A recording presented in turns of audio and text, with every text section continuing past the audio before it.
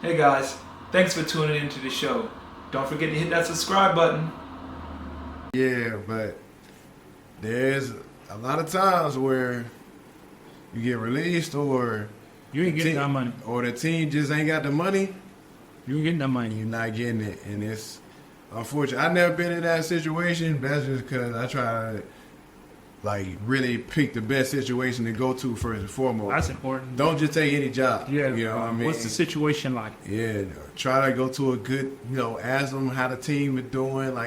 That's why players hit each other up in the all that DMs. stuff, yeah. Hey, bro, how's If the somebody city? say it's not a good look or it's a bad situation, trust them on that. Because The city's bad. The housing was bad. They paid late. The food is trash. yeah, Just whatever it is. because you might be anxious, like man, but oh man, I'll deal with that's it. bad. But I just look past it. I'm just take trying it to get anyway. on. No, don't be too eager. Don't be too hungry.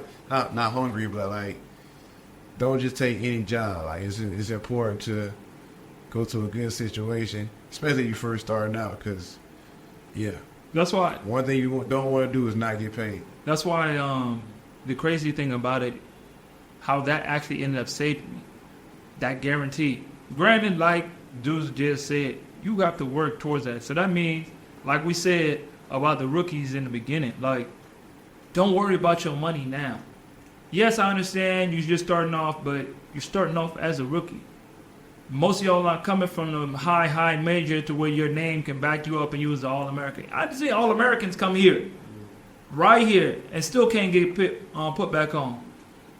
But once you do get up to where you can get a guaranteed contract, because that dude hit me up and because we already signed the contract, if they went with somebody else, I would have got paid from the beginning of the season, the whole 8 months up front.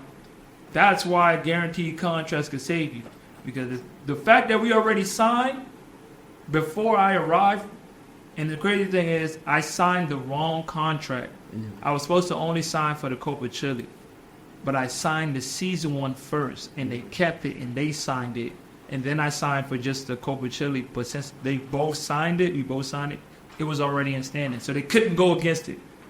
Let me tell you about. I remember you vividly talking to you about this situation, and that's their fault for not reading it properly, or Trying to be a snake. even if they read it properly, that's still their fault because they probably said, "Well, we'll get it terminated before the season starts or whatever," and they still didn't get the job done Janky on business, that. bro. And it's like, well, because at the end of the day, it's kind of,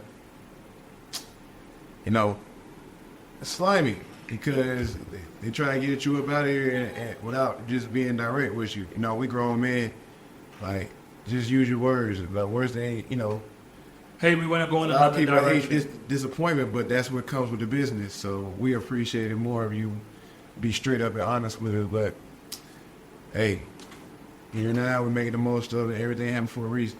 It did. If that didn't happen, we wouldn't be here. We would not be here. Everything happened for a reason. Got to take it all. I know we talk about a lot of stuff that is negative when it comes to this life. Not to scare anybody away, because don't get it twisted. There are definitely way more pluses to being an overseas basketball player than the nonsense.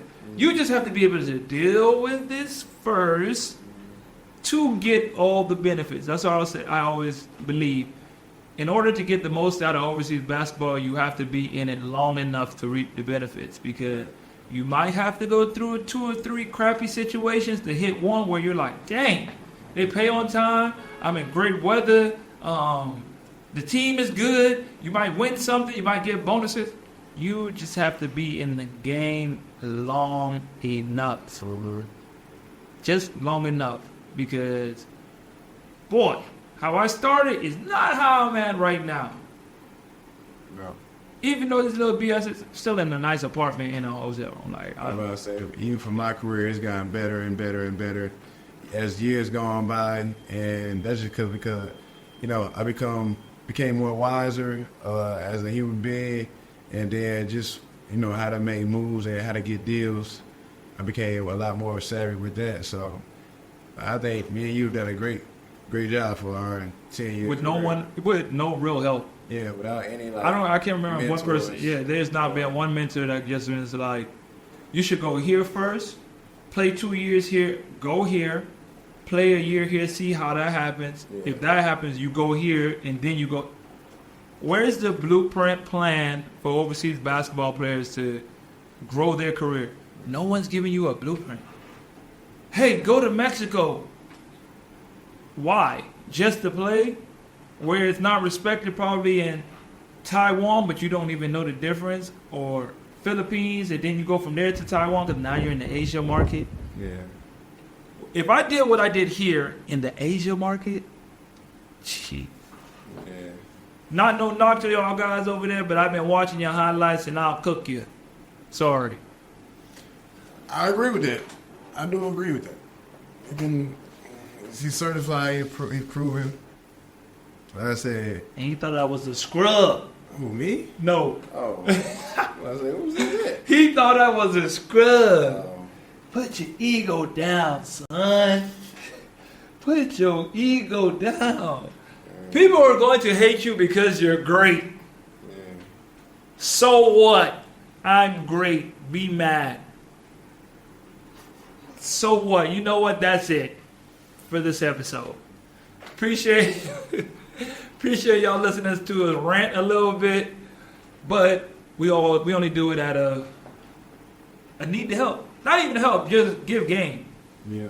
They say you always talk about what you wish you had. I wish I had somebody I could just click on and say, hey man, what am I getting myself into? You being a mentor, bro. You being a professional overseas basketball mentor, giving out good game to the younger audience and to people who in the game as well with us. Yes. Who do this job for a main profession as well. So That's why we relate so much to each other. And one thing I always find out when I talk about the podcast, almost 90% of guys can't wait to get on and talk. They just can't wait to talk about, man, bro, I got to tell my side of the story of what's been going on. Everybody got a story they want to talk about. Even I want to get Jesse Jones, Fillayyy, on here. Fillayyy, yeah. Hey, that's a shout out, bro. You need to get on the podcast with me, bro. This is exactly the place. Come on, Fillayyy. Get on. Rock with my boy 3-4, man. He gonna rock with it. He gonna rock with it because he been in that world. He know exactly what we talking about. But I'm speaking that into existence. He gonna be on here. I ain't even worried. He gonna be on here. Fillayyy, come on, man. Get on the podcast. Pull up, man. I know you got some stories to tell us. I bet you got some stories to tell us. He's doing everything that what we talk about. He's a content creator, created his business, his brand, connected it with his basketball, has his own thing, and growth. He is the blueprint. Thanks. He is definitely the blueprint of what. Facts. And that's why you asked like the first question, like, should basketball players start a, basketball page or like get into content creation? And I'm like, if you about this life, then yeah, because it's a lot that could come. It's very lucrative. It's a great tool. One of my favorite scenes in He Got Game, which is probably my favorite basketball movie of all time. Well, it's up there. But long story short, it's a montage of him going back to when he was a kid, went to basketball camp. His mom was reading him a letter. In the last sentence, she was like, and remember, use basketball as a tool. And I was like, I remember watching that. I was too young to watch that movie because it's rated R. I think everybody who watched He Got Game the first time. It was 1998, so I was like 9 or 10. What is going on in here? Exactly. I could never watch this. It's got some scenes in there, but overall, for a 9-year-old, beautiful movie. And that scene used basketball as a tool. Even at a young age as a kid, I was like, oh, wow, that's deep right there. I like that. And so keep that in mind, Hoopers. That's not what I thought when I watched that movie. He got a dirty mind. We grew up on, hey, I don't know. I've known the child. You watch the movie, you know what I'm talking about. Oh, he's talking about that part. But see, that's where his head at. But, bro. It is weird. Hey, guys, thanks for tuning into the show.